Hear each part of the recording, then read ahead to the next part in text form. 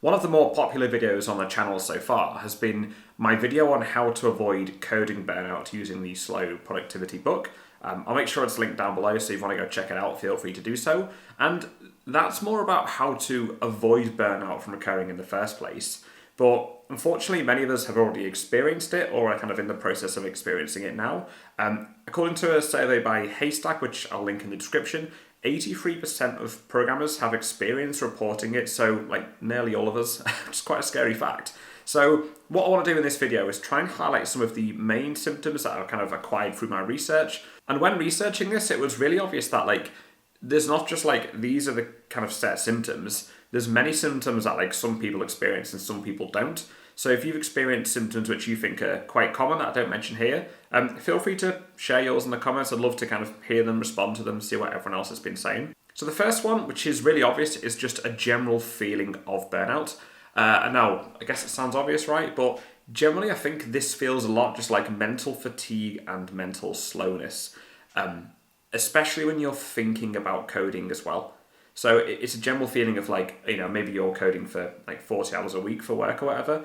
A feeling of just, going back to look at code on a weekend or going back to look at it on a Monday or even thinking about going back to code on a Monday gives a feeling of fatigue, a bit of I really wish I wasn't doing this right now. So that's the really obvious, super simple symptom, is that you just get a general fatigue around the idea of coding. And of course that can come out to outside the coding world. You could just be feeling fatigued in general. And a lot of that can just be as a result of, doing too much coding or doing too much coding that you're finding stressful or just not enjoying it. Now, apart from the mental fatigue side, there's one big one that I want to touch on, and then there's three key areas. So I want to touch on the behavioral side, the physical side, and then the emotional side. So we'll cover those three things individually as different areas. So aside from the mental fatigue, I think the main one that people tend to report, luckily I've not experienced this for a number of years now, but during COVID, I did a lot of work doing consulting and teaching, was coding far too much, and I think that mixed with lockdown just made this burnout feel kind of really horrible. But yeah, touch wood, not had it for a number of years now, which has been really nice. But the second symptom, aside from mental fatigue, is just a loss of interest. And I think this one should be really kind of obvious when it's happening. Now, most of us who get into coding, we do so because we like it. We're intrinsically interested in what code does. We get interested in how to write it and how to automate certain things through our code.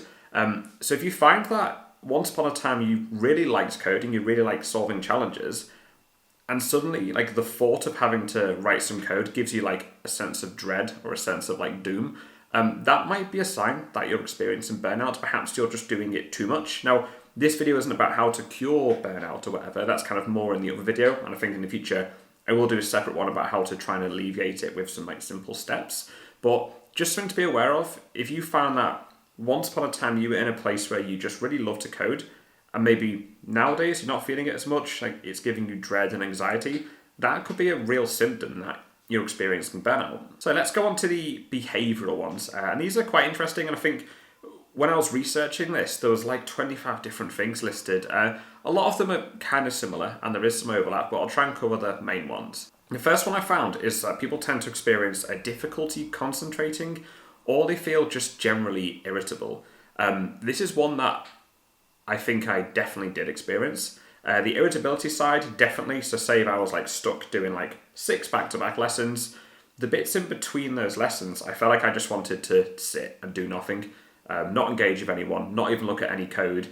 And the thought of doing stuff in between my sessions, I was just oh my God, yeah, no, I want to do nothing but sit here and be in my own head and not look at any code or any screens. So that was definitely how I experienced it. But people do experience this in vastly different ways. So generally, if you find that you're just irritable, you can't really concentrate on your code, and maybe if you're finding yourself becoming short-tempered or snappy, those are 3 quite real and fairly commonly reported symptoms of people who are experiencing burnout. And I think those are interesting because you might not necessarily relate those to burnout. You might just think okay, I'm short-tempered and just not in a good mood today. But actually experiencing burnout can lead to these things, so just something to be aware of and obviously something to take note of. And the other two that are fairly commonly reported in the behavioural category are withdrawal and isolation. And these two I was quite lucky. I didn't really tend to experience. I mean, I did have a bit of burnout during lockdown and not really had it since. And of course, lockdown meant withdrawal and isolation anyway.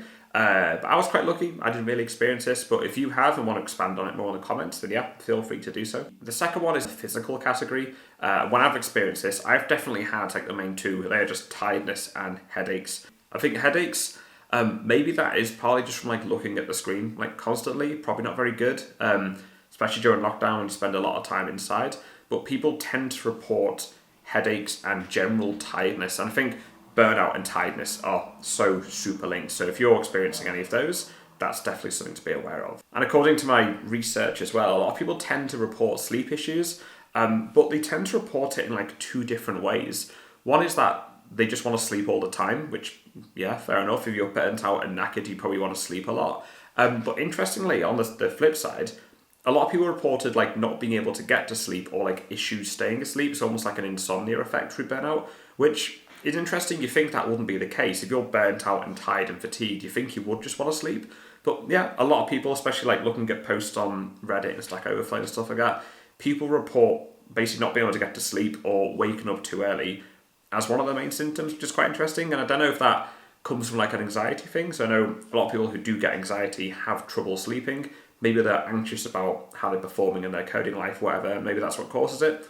I don't know, but I think it's a really interesting side effect of what burnout is. I was definitely on the side of like, I want to sleep all the time, not I'm having trouble sleeping. Now the last category is the emotional one. Now the biggest emotion that was reported in this category was just a general feeling of being overwhelmed.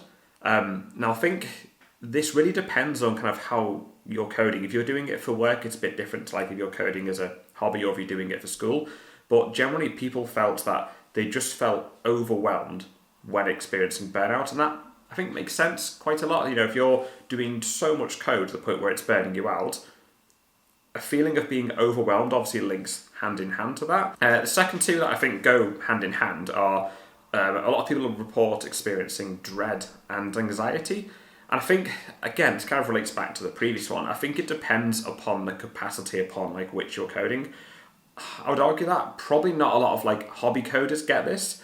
I think people who code probably a lot for work or they have to do it for things like school might do, especially if you're not quite grasping certain concepts. Maybe you're struggling with how to write, I don't know, classes, functions or whatever, and then suddenly you're having to do them all the time. I think it makes sense that you would experience dread and anxiety knowing that like, okay, on Monday morning, I have to do a whole day coding and I don't really know what I'm doing. So yeah, I think that's perfectly understandable as to why you would experience that.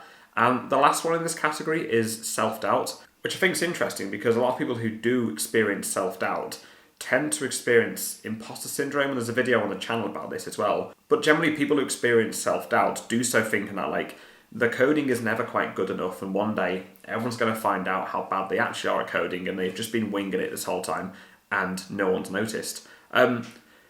It's not something I traditionally linked to burnout, but it's interesting that people have reported feeling that. I think this to me links more into the imposter syndrome side of things. So just to recap on the physical side, it's a feeling of being overwhelmed, kind of losing interest, dread and anxiety and self-doubt. To recap on the physical ones, people tend to report feeling like headaches, achy, tiredness, and tend to be reporting sleep issues. And on the behavioural side, people tend to report difficulty concentrating, they're being irritable, they're short-tempered, and they often feel withdrawn and isolated.